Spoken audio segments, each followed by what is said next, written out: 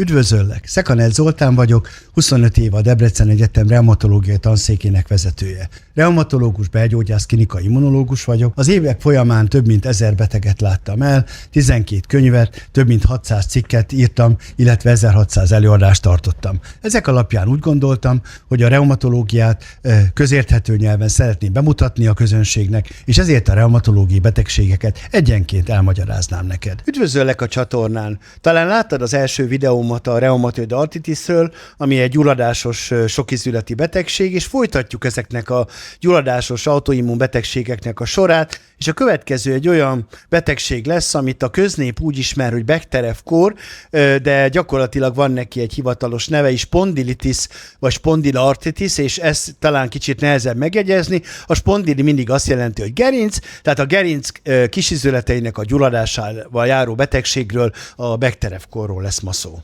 Ez a spondili, vagy nem tudom, én ezeket nem tudom kiejteni, mert nekem mindig ez volt a bajom ezekkel az orvos kifejezésekkel, kicsit azt éreztem, hogy itt ti orvosok szerettek így egymás között beszélgetni, hogy mi betegek ne értsünk titeket. Sokan mondják. Benne van ez, úgyhogy, de értem, meg olvastam én erről, meg most, hogy mielőtt beszélgettünk, elolvastam a Nagy Gyurival a könyveteket, és abban is ez benne van. Tehát akkor azt mondtad, hogy ez a gerinc, azt írja a könyv is, meg azt mondtad te is most, hogy ez egy ilyen gerincgyulladás, derékgyulladás, ami az történhet, hogy így megmerevedik a gerinc, és akkor az embernek nyilván a mozgásában ez nehéz lesz, és ez egy autoimmun betegség ez is, ugye? Tehát, hogy ez hogy kapcsolódik a reumatológiához, meg ez miért a reumatológia része? Ugye múltkor a reumatoid artritisről volt szó, és ez is az artritiszek közé tartozik, mert hogy a gerincben is vannak ugye izületek, a két csigolya között vannak pici izületek, ugyanolyan izületek vannak, vagy hasonlók, mint a kézben, meg a lába, tehát miért ne lehetne. Ráadásul, amiről ma beszélünk, az nem csak a gerincet érintheti, hanem ugyancsak érintheti az izületeket, és talán mielőtt bármibe belemennénk, rögtön kezdhetjük is azzal, hogy mi a különbség az előző részben tárgyalt betegség meg a mostaniak között, mert ez ugyanolyan gyulladásos betegség, és mostantól csak a Bechterew-kórt említsük már, mert mindenki így ismeri, hogy ez nem a nőket, hanem a férfiakat érinti, és neked azért fontos, hogy tudjál róla, mert pont ez a korosztály, a 20 éves, 30 éves fiatal férfiaknak a betegsége, sőt, akár még 10 évesen is kezdődhet. Nem annyira a kis izületeket érinti, mint inkább a gerincet, meg a nagy izületeket, tehát ez érinti a térdet, érintheti a bokát, érintheti a könyököt például, és ritkábban, vagy nagyon ritkán érinti, majd megint lesz egy betegség legközelebb, ami megint a kis izületeket fogja érinteni, de most nem menjünk előre, tehát más, teljesen más, de az alap dolgok, hogy van valami félresiklás az immunrendszerben. Emiatt megtámadja a saját szervet, és ez jelen esetben megint csak a mozgásszervek, megint csak az izületek, és megint csak valami egyéb, és majd egy kicsit többet kell beszélnünk arról, hogy hogyan alakul ki, mert nagyon fontos, hogy ezt megértsük, mert ez egy picikét komplexebb, de igyekszem majd egyszerűen elmondani, és tulajdonképpen az történik, hogy a fiatal fiú arra lesz figyelmes, hogy gyakorlatilag, amikor sokat ül, akkor elkezd fájni a dereka. Most derékfájása mindenkinek lehet, ez majd egy külön téma lesz. De ez a derékfájás, gyulladásos derékfájás, ellentétben a gerincsérv által okozott derékfájásról, amit majd egyszer máskor beszélünk meg, és a fiatal férfi gyulladásos derékfájása az nem olyan, hogy minél többet futsz, minél többet kalapálsz, vagy fát vágsz, annál jobban fáj, hanem annál kevésbé fáj, és nyugalomban fáj. A tipikus eset az, hogy fiatal férfi este lefekszik az ágyába, betakarózik és elkezd aludni. Majd az éjszaka közepén felébred arra, hogy nagyon fáj a dereka. Mit csinál? Kitakarózik, mert ez is fontos, hogy ágymelegben történik, a gyulladást a meleg mindig fokozza, kiszáll az ágyból, elkezd körbe-körbe járni, és jobb lesz. És visszafekszik. Tehát ez nem reggel, mikor felkelsz, reggelizülete, merevség, stb., hanem éjszaka történik a probléma, és reggelre ez jobban lesz, hogyha elkezdesz mozogni, nincsen már reggel probléma, félórás izületi merevség, mert utána felkelsz, elkezdesz járkálni, kicsit nehezebben, mint az egészséges emberek, de utána fogod tudni csinálni a dolgodat, de amint megpihensz, és ugye nagyon veszélyes, a 3 órát autót vezetsz, nagyon kellemetlen a 3 órát ülsz a számítógép előtt, mert egyre jobban fog fájni. És ez akkor csökken, ha elkezdesz járkálni, ellentétben a lumbágóval, ami meg akkor fáj, amikor egyre többet mozogsz, vagy vagy egyre többet járkálsz. Tehát ez, hogy fiatal férfiak éjszakai, nyugalomban jelentkező derékfájása, ez rendkívül fontos.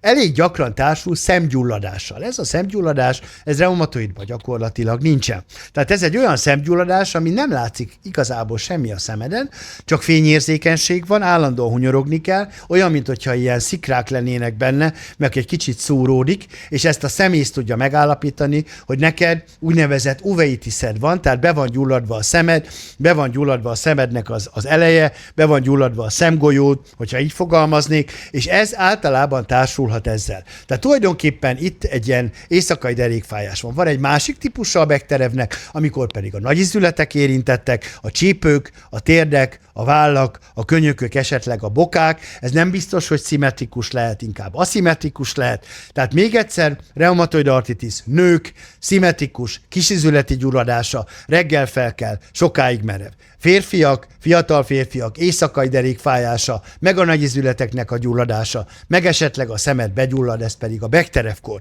Tehát ezt így nem lehet összetéveszteni. Amit össze lehet téveszteni, megint csak, amit a reumatoidból is elmondtam, hogy egy reumatológus vagy egy házi orvos több száz derékfájós embert lát. Ki kell közülük választani azt, akinek bekterevje van. Az nem olyan egyszerű, mert a többi derékfájós, ami népbetegség, minden második betegnek van derékfájása, de közülük csak nagyon ritka a bekterev, ennek még ritkább az előfordulása, mint a reumatoid artritisnek, nincs is 1%, csak mint egy 10%, vagy 0,3-0,4, tehát körülbelül olyan 30-40 ezer beteg lehet, nem 100 ezer beteg, de azt megmondani, hogy egy fiatal, régen azt mondták, hogy persze nem akarsz katona lenni, persze nem akarsz dolgozni, mert lusta dög vagy, de a fiatal férfiak éjszakai derékfájását nagyon komolyan kell venni, mert ha csak rálegyintünk, hogy menjél dolgozni, mert te csak szimulálsz, nagyon nagy bajt követünk. Mert amikor elkezd dolgozni, akkor neki ott jobb lesz, ezért azt gondoljuk, hogy ez nincsen, csak aztán egyre csak jobb szimulálni lesz, akar, le akarja magát százalékoltatni, vagy csak táppénzt csalunk. Neked nincsen semmi bajod, pedig ez a bizonyos 3 hónap, amit az előző részben is elmondtuk, itt is fontos. És voltunk olyan hatalmas európai bekteres centrumban, mint Berlin például, és ott is elmondták, hogy döntően a betegek késlekedése miatt, meg a háziorvosok késlekedése miatt a betegek fél-egy év után kerültek be a centrumba. Ugyanúgy, mint amit elmondtam, nagyon jó, hogyha néhány hét alatt a beteg centrumba kerül, igazolják a bekterevjét, és elkezdik kezelni. Aha. Akkor azt mondod, hogy ez ilyen fiatal férfiaknál, mint én, kialakulható betegség, és azt mondod mellette apukám, hogy ez egy éjszaka, hogyha éjszaka fáj a hátam, fekszem az ágyban, felkelek, jobb lesz, akkor az egy nagy valószínűség a bekterevkornak, hogyha ez párosul ezzel a szemgyulladással, amit meg a szemész tud megmondani, hogy ilyen szikrákat látok. Hogyha én ezt észrelem magamon, hogy ez nekem van, erre lehetőség van, hogy nekem bekterevkórom van, akkor mit tudok ezzel csinálni? Itt sokkal erősebb a genetika, ezt azért előre bocsátom, van egy HLA-B27 gén, és itt elég nagy a valószínűsége, hogy családokon belül öröklődik, tehát a doktor első kérdése, hogy volt a családban bektereves. A reumatoidnál ez nem ennyire szoros. Tehát és mivel neked az apámnak... Nem biztos, hogy leszek, de ha nekem bekterem van, neked valamennyivel nagyobb az esélyed, hogy neked is lesz. Az apukámnak nincsen bekterevkórja. Akkor kicsi az esély, hogy genetikát elhordod. Igen. De ezt a genetikát mi meg szoktuk határolni, nem mind a kettő öröklődhet, mind a kettőnél. Tehát mindenképpen mi ezt a genetikát meg szoktuk határozni akkor, hogyha ez felmerül. Onnantól kezdve elvégezzük ezt a vizsgálatot, és a vizsgálatnak van egy olyan jellegzetessége, hogy a vizsgálat közben kiderül, hogy az úgynevezett keresztcsont gyullad be először. A keresztcsont az lent van, így van, az egész gerincoszlop alján van, a keresztcsont köti össze a kétoldali csípőcsontot, tehát a medencének a hátsó része a keresztcsont, ott fáj, és amíg a lumbágó olyan fájdalom, hogy kisugárzik a lábba, a láb nehezebbé válik, a láb fájdalmassá válik, ez nem ilyen egyáltalán, hanem középen van, de vannak bizonyos fizikális tesztek, ezt most nem mondanám el részlet. Itt a keresztcsont, ezzel ugyan a nadrágomnak a felső szára van, ugye? Van, igen. Aha. És ezt a reumatológus, amikor vagy háziorvos megvizsgálja a beteget, meg tudja állapítani, megkopogtatja, érzi, megméri, hogy mi van, egy kicsit az megbeszűkül a légzőmozgás, tehát úgy érzed, mintha egy ilyen páncél, vagy egy ilyen abroncs lenne a tüdődön, ez már egy előre haladott állapot, és elében az esetben ellentétben a reumatoiddal azonnal kell képalkotó, méghozzá nem is röntgen, röntgen, hanem MRI. Az röntgen volt sokáig, de rájöttek arra, hogy mire a röntgen kimutatja az eltéréseket. Ami azt jelenti, hogy a gyulladásos keresztcsonti ízület, ha sokat várunk, akkor elkezd elcsontosodni, és a gerincnek az ízülete is elkezdenek elcsontosodni, a szalagok elmeszesednek, és ez az, amit rögtön az elején mondtál, hogy elmerevedik a gerinc. Tehát amikor abban az állapotban van a beteg az első jelentkezéskor, hogy már így elmerevedett a gerince, vagy pedig látszik, hogy a szalag a röntgenen el van csontosodva, az már késő. Nem azt mondom, hogy akkor már nem lehet semmit se csinálni, de az állapot késő. már nem váltható vissza, ezért van az, de ilyen nem volt 50 évvel ezelőtt, hogy MRI, csak röntgen volt. Aha. Ma viszont van az MRI. Az MRI nem csak azt mutatja ki, hogy a csontba vagy az izületbe baj van, hanem a szalagokat és a lágyrészeket is ki tudja mutatni. Tehát jóval azelőtt, mint amit a röntgen ki tudott mutatni, az MRI a korai elváltozásokat is ki tudja mutatni. Azt, hogy mi van az MRI-n, arról most ne beszéljünk, de azt a jó röntgenes, a jó MRI-s és a radiológus és a reumatológus együtt megállapítja, hogy itt vannak olyan elváltozások, hogy ebből egyszer majd elcsontosodás lehet, ha nem vigyázunk, és a legfontosabb, a korai bektervet fel kell ismerni még abban az állapotban, amikor még semmilyen elcsontosodás és semmilyen elmerevedés nincs. Két nagyon érdekes dolgot mondtál, akkor, hogy MRI kell ahhoz, hogy ez Igen. biztos legyen. Most mondtad a korai bekterep felismerését, Igen. amikor még elcsontosodás nincsen. Ez hogy lehet felismerni? Ez az MRI. Jó, Így van. jó, Az de MRI akkor hogy jutok én MRI-hez? Hát ez Kérek az. időpontot. Hát most megint elindultál abba az irányba, Csak amiről azt nem kérdezem, szeretem. hogy Jó, oké, tehát normális, kell nekem. igen, hogy normális jutok be egy helyeken MRI-be? nem baj, hogyha az MRI előjegyzés 2-3 hónap, hogyha olyanról van szó, ami nem fontos.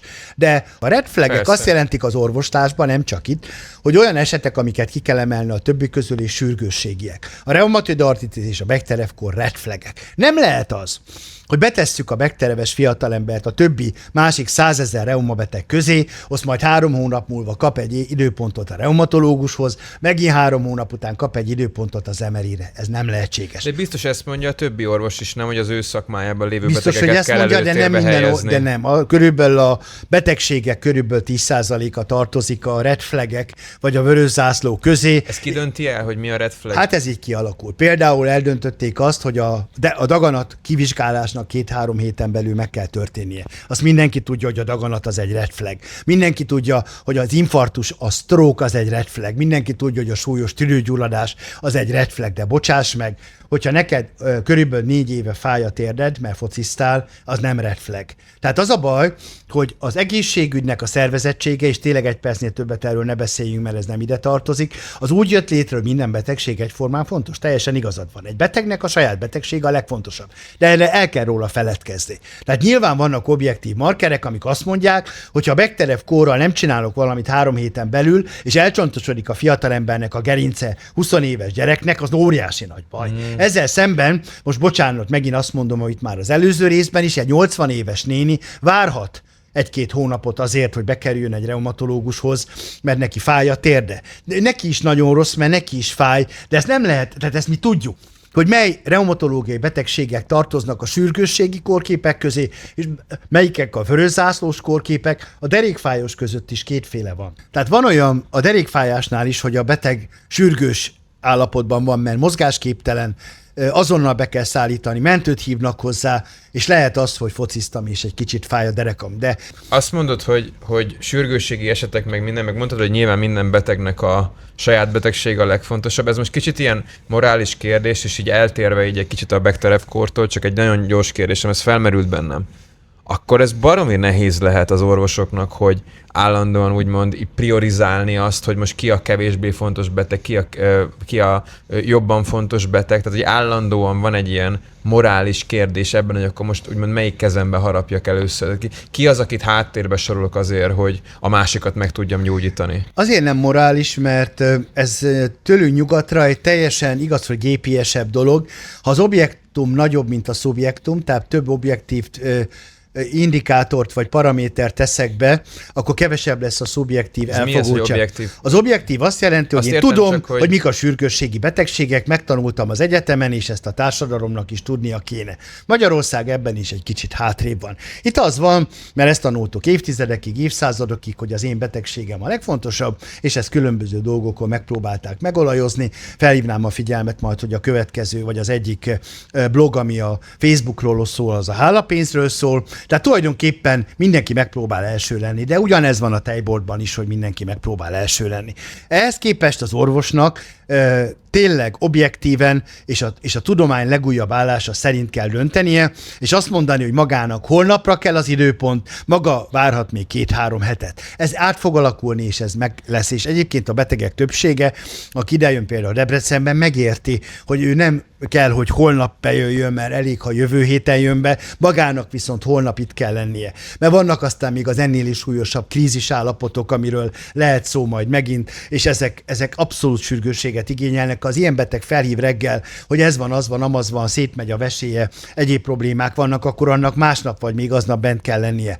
De a Bechterew-kór az a félsürgős állapotok közé tartozik. Nem azt mondom, hogy máról holnapra, de a te korodban férfiként ilyen tünetekkel jelentkezel, nem várhatsz 4 hetet, az biztos. Ezért nálunk is például úgy van, hogy van egy úgynevezett triázs, vagy egy ilyen előszűrés, amit a sürgősségi medicinában is használnak, és mi minden betegnél megállapítjuk, hogy magának mikor kell jönnie, és a Bechterew-es beteget pár napon belül be kell hívni, vagy legkésőbb 2-3 héten belül. Ez a beteg történik a dolognál. És kérdezted, mert itt akadtunk le az Emerit. Igen, az Emerire Debrecenben is és máshol is több hónap az előjegyzés. Az Emerinek is kellene, hogy a sürgősségi eseteket hamarabb nézze meg. Tehát ugye az Emerinél is az kellene, de a PET-CT-nél, meg a labornál is, meg mindenhol, hogy ezeknek a betegeknek előnyt adjanak, és ennek a megoldása, ez nem fogjuk most itt ketten megoldani, vannak rá megoldási javaslatok, de ezt majd szépen meg kell oldani, de ennek a betegnek 2-3 héten belül emeri vizsgálat kell. Ez nálunk úgy történik a tanszéken, hogy itt a klinikán vannak szabad emeri helyeink, amiket csak mi tölthetünk be, havonta 1 vagy 2.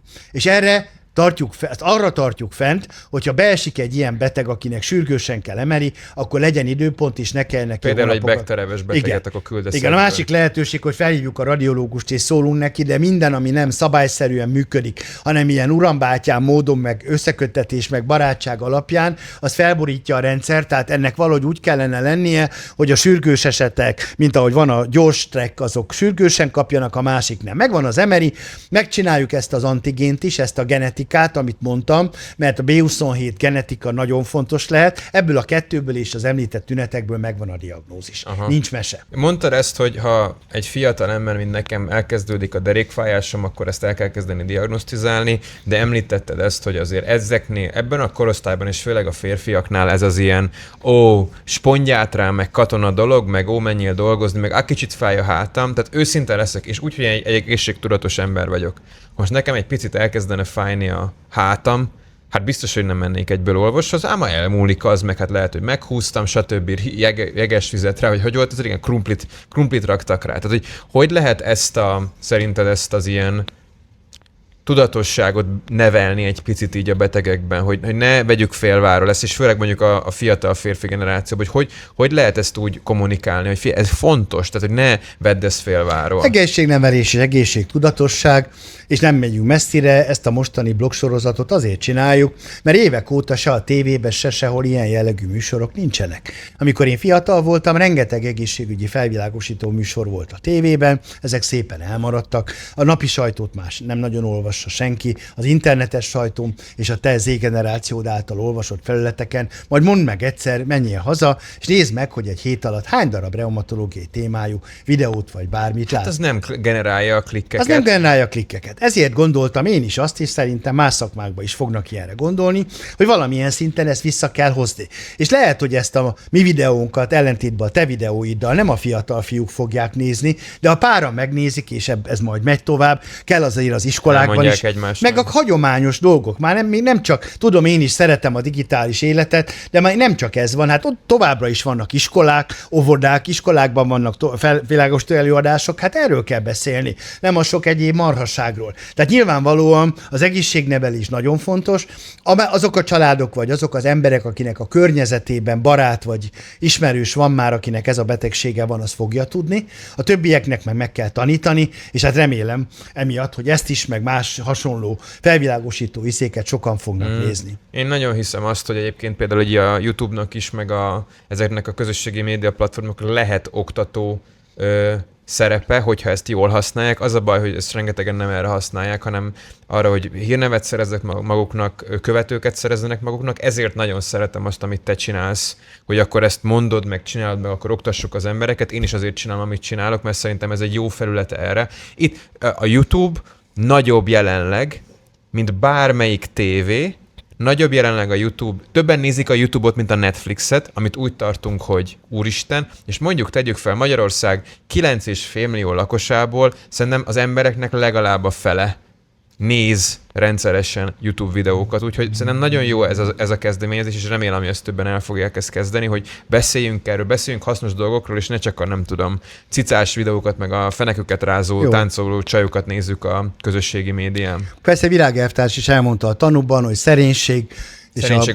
alázat és a izét hagyjuk a hanyatló nyugat ópiumának, tehát maradjunk szerények, nyilvánvalóan nem mi vagyunk egyetlenek, és nem mi vagyunk csak.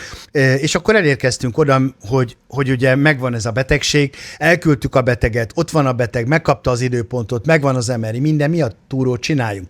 És ez is egy nagyon fontos dolog, hogy a gyógyszeres és a nem gyógyszeres kezelések aránya milyen. Mert ezekben a betegségekben, mint elmondtuk a reumatoidnál is, kell a gyógyszer. És a másik fele, amit majd 3-4 hónap után fogunk tárgyalni, azoknál meg nem kell a gyógyszer. Tehát nagyon fontos, hogy az elején és később ezt a gyulladást megint csak gyógyszerekkel le kell venni, és például a reumatoid artritisben említett metotrexát ebben a betegségben nem hat. Nem Tehát ez is egy olyan különbség, ahol itt az van, hogy elkezdi a fiú vagy a fiatal lány kezdeni a gyulladásgátló fájdalomcsillapító szedését, kicsit tornázgat, és előbb-utóbb kiderül, hogy ez elég vagy nem elég. És a 3 hónap fájdalomcsillapítás után nem elég jó, akkor itt is biológiai terápiát kell adni, és megállapodtunk a múlt részben, hogy a biológiai terápiát nem fogjuk most elmondani, arról majd egy külön részt fogunk mondani. Ezért mit tudunk most elmondani itt is, hogy mit csináljon egyebet? Mert az orvos megcsinálja, amit kell, megadja a gyógyszert, megadja a biológiai terápiát és az ezzel kapcsolatos gondozást. De a beteg nélkül ez nem fog sikerülni. És ugye nagyon keveset beszélünk arról, hogy a magyar betegeknek milyen az egészségtudatossága. A beteg úgy szeretne lefogyni, hogy ő ezért nem tesz semmit, mert ugyanúgy eszi a szalonnát, meg egyebeket, ebbe te hát elég sok mindent próbálsz tenni, de gyakorlatilag a Bekterevnél ugyanez van. A legjobb biológiai terápia sem elég jó, ha nincs gyógytorna, nincs mozgás, és nincsen más. Emlékszel, van egy közös ismerősünk, ezt mint esetismertetés elmondom, egy Kertész bácsi Balatonon, ahova néha szoktunk járni. Ennek a bácsinak Bechterew kórja van. Ez a bácsi úgy él Bechterew kórral 15 éve, hogy gyakorlatilag alig szed gyógyszert, pedig kellene neki, de ő gyógyszerellenes. De mit csinál? Ő kertész. Tehát fára mászik, hajolgat és minden.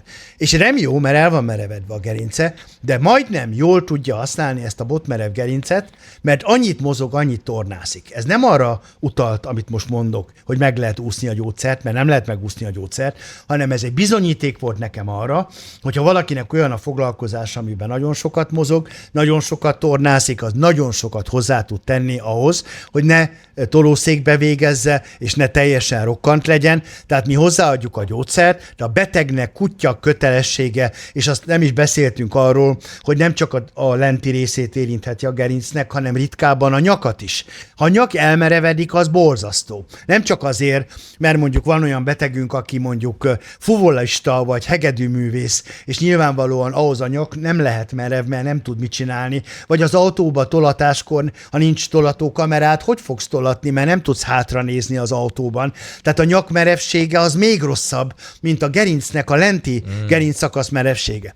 Ezeket megelőzni csak úgy lehet, hogyha állandóan vigyázol magadra, nem erőltetett túl, és eljársz gyógytornára. Tehát a gyógytorna Bekterevben talán még sokkal fontosabb, mint reumatoid artritisben. Tehát a beteg hozzáteszi azt a részét, amit mondtunk neki, mi elmondjuk, hogy milyen sportokat űzhet, mit csinálhat, és megint csak ugyanaz a végcél, amit a reumatban is elmondtam, hogy a beteg, ha lehet, teljes életet tudjon élni. Itt vannak azért olyan sportágak, mindent, amit nem ajánlunk, nem javaslunk, de a többségét a beteg teheti, és csinálhatja azt, hogyha ő szeretett valami fajta könnyedes sportágat csinálni, még ezzel akár a fájdalmas gerinccel is fogja tudni csinálni. Mi a helyzet ilyenekkel, hogy evés, ivás, tehát hogy mennyire kell életmódot változtatnia valakinek ahhoz, hogy ebből a Bechterew-korból ki tudjon gyógyulni, a mozgás mellett. A Bechterew-kornál kevesebb adatunk van arra, amit a reumatoidnál mondtam, például a mediterrán diétára, a dohányzással ott is van valami.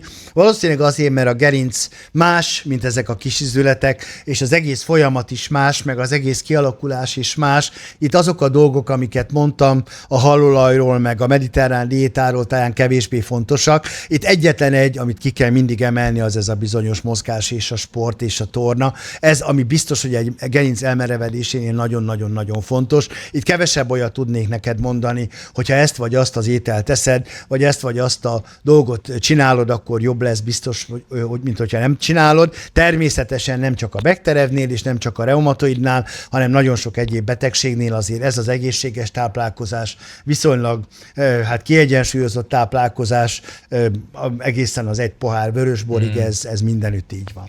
Jó, ezt jó hallani, hogy akkor itt is az egészségtudatosság az fontos. Ilyen szempontból erről beszéltünk az előző részben, hogy ez nem annyira jellemző ránk így magyarokra, de amikor beszéltél az elején erről, hogy hátfájdalom, egy kicsit megijedtem, mert szokott fájni a hátam, de amikor mondtad akkor, hogy a keresztcsonti dolog, akkor az megnyugtatott, meg nem Hány éjszaka. kilót szoktál emelni a konditeremben? Sokat, túl sokat. De az egy más jellegű betegség. De az...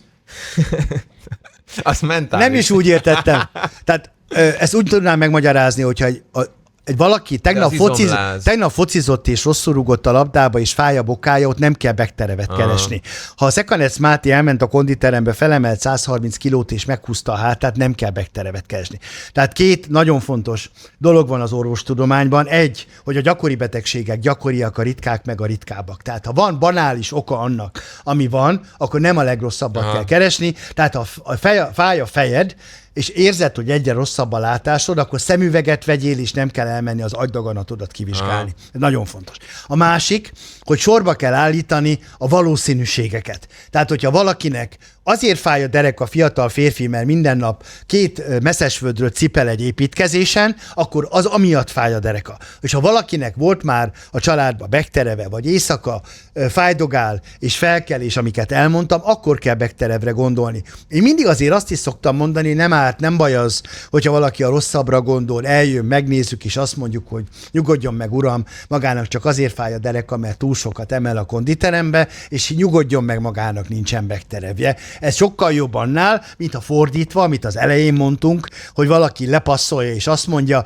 maga fiatal férfi menjen dolgozni, magának nem lehet nagy baja, mert maga fiatal. Na, itt szokták elcseszni, és a Becterewesek többsége azért kerül rossz helyzetbe, mert az elején, amikor nagyon oda kellett volna figyelni, akkor valaki azt mondta, hogy magának semmi baj nincsen. Baja. Jól van. Tiszta sor, meg akkor meg is nyugodtam, hogy nem vagyok Bechtereves. Van-e valami, amit még így fontosnak tartasz, hogy így tudjunk, vagy tudjak a Bechterew-korról? Szerintem megbeszéltünk mindent, hogy, igen, hogy mi az oka, hogy milyen tünetei vannak, ezt hogyan kell kezelni, meg ugye beszéltünk sokat arról, hogy ezt MRI-vel kell kezelni azokkal.